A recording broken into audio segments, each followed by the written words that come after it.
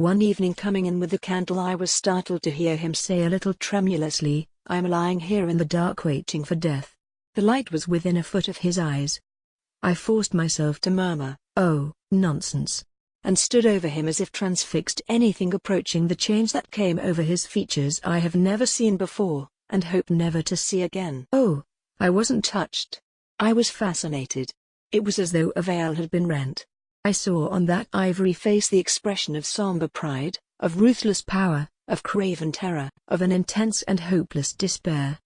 Did he live his life again in every detail of desire, temptation, and surrender during that supreme moment of complete knowledge? He cried in a whisper at some image, at some vision. He cried out twice, a cry that was no more than a breath, the horror. I blew the candle out and left the cabin.